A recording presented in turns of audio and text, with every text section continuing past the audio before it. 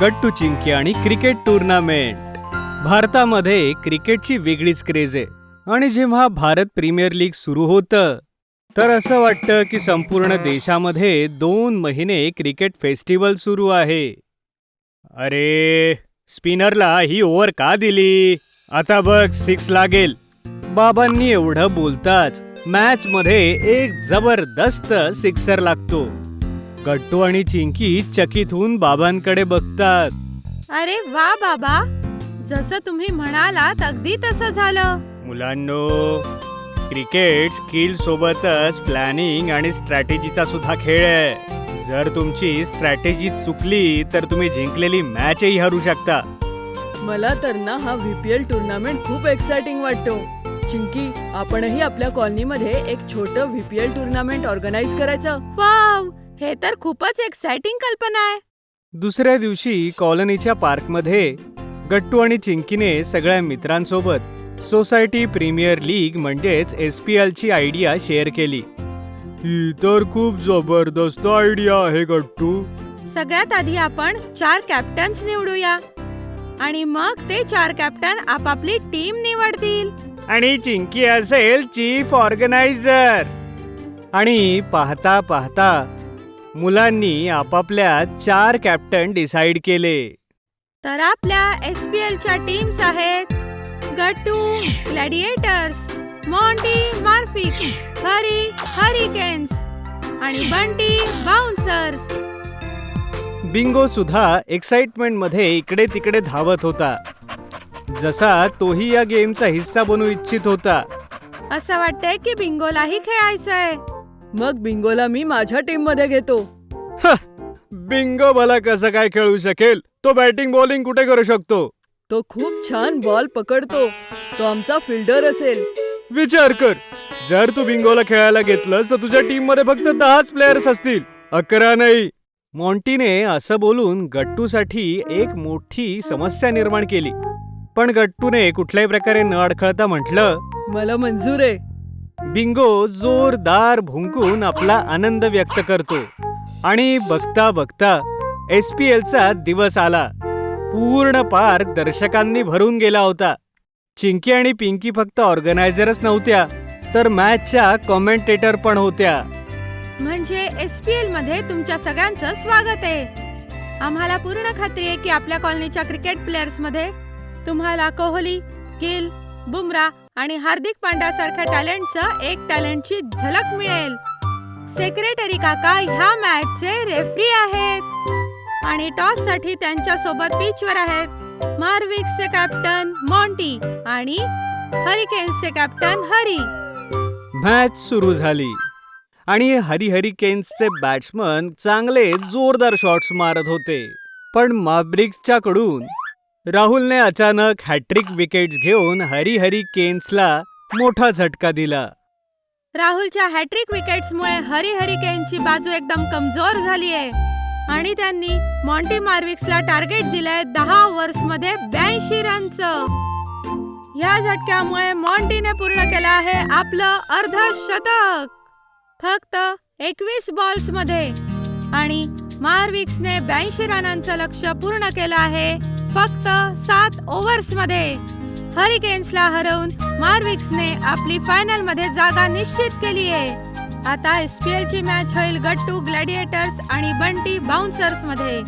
बंटीने toss जिंकून batting घेतली. गट्टूची sharp bowling आणि स्मार्ट कॅप्टन्सीमुळे बंटीची टीम फक्त 64 रन्सवर ऑल आउट झाली.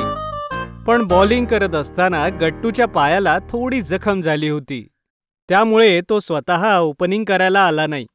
गट्टूचा प्लॅन कामी आला आणि त्याच्या ओपनर्सने कुठलाही रिस्की शॉट्स खेळला नाही.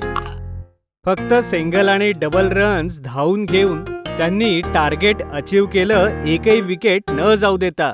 आणि अशा प्रकारे एकही षटकार न मारता ग्लॅडिएटर्सने ही मॅच जिंकलीये आणि फायनल्स मध्ये त्यांचा मुकाबला असणार आहे मॉन्टी मार्विक्स सोबत. ही मॅच तर मार्विक्सच जिंकतील. मॉन्टी या टुर्नामेंटचा सगळ्यात खतरनाक बॅट्समन आहे आणि ग्लॅडिएटर्सच्या बॅट्समनना तर 6 मारणं माहितीच नाही.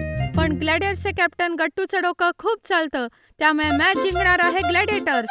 मॉन्टीने पुन्हा एकदा टॉस जिंकला आणि चेस करण्याचा डिसिजन घेतला. ग्लॅडिएटर्सचे दोन्ही ओपनर्स पुन्हा बॅटिंग करायला सज्ज झाले. ग्लॅडिएटर्सच्या ओपनर्सने आपल्या नेहमीच्या पद्धतीपेक्षा जरा वेगळ्या पद्धतीने बॅटिंग करायचा प्रयत्न केला आणि फारच लवकर त्यांचे 15 रन्समध्येच 4 विकेट्स गेल्या. गट्टूच्या पायाला जखम झाली होती, पण तरी सुद्धा तो बॅटिंग करायला आला. ग्लॅडिएटर्सचे कॅप्टन गट्टू यांना लागलेला असतानाही बॅटिंग करण्याची हिंमत दाखवली. कट्स, पोल्स, स्कोट शॉप.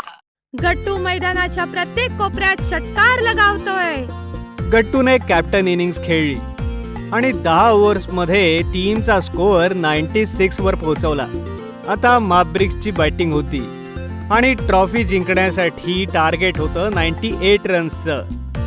गेल्या वेळेला आपण 7 ओव्हरमध्ये 82 रन्स केले होते, त्यामुळे 10 ओव्हर्समध्ये आपण 92 सहज बनवू शकतो. गट्टूने पहिल्याच ओव्हरमध्ये मार्विक्सच्या 2 विकेट्स घेतल्या आहेत.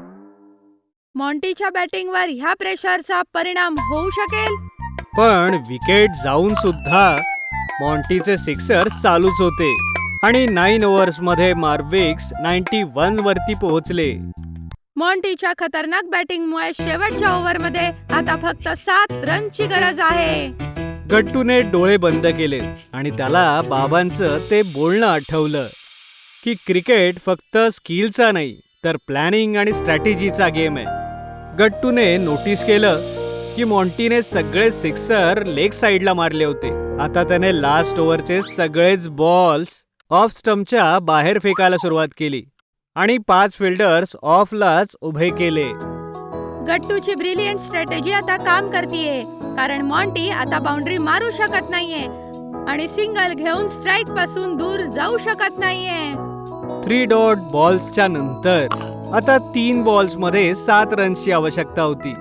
यावेळी मॉन्टीने बॉल थोडा दूर मारला आणि धावून डबल रन्स घ्यायचा प्रयत्न केला, पण बिंगोने जरा जास्त जोरात जाऊन तो बॉल पकडला आणि परत विकेट कीपरकडे घेऊन आला. मॉन्टी क्रीक्स पासून दूरच राहिला आणि रन आउट झाला.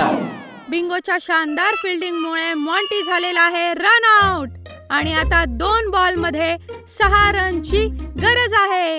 गट्टूची चतुराईने भरलेली बॉलिंग आणि ग्लॅडिएटर्स ही मॅच जिंकले.